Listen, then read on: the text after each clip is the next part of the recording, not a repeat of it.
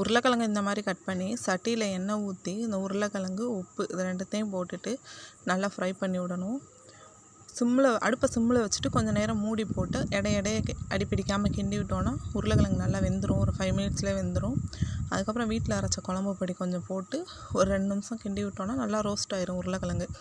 இதை எடுத்து தனியாக வச்சுட்டு அடுப்பில் பாத்திரம் வச்சு எண்ணெய் ஊற்றி கடுகு, சீரகம், வெங்காயம், கருவேப்பிலை எல்லாம் போட்டு நல்லா வதக்கி விட்டுக்கணும்.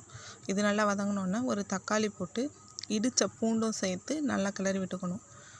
அப்புறம் வீட்டில் அரைச்ச குழம்பு பொடி கொஞ்சம் சேர்த்துட்டு கொஞ்சமாக தண்ணி ஊற்றி அது நல்லா கொதித்து எண்ணெய் பிரிஞ்சு வர வரைக்கும் வெயிட் பண்ணணும்.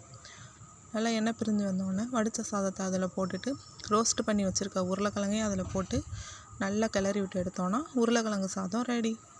தேங்க்ஸ் ஃபார் வாட்சிங். சேனலை சப்ஸ்கிரைப் பண்ணிக்கோங்க.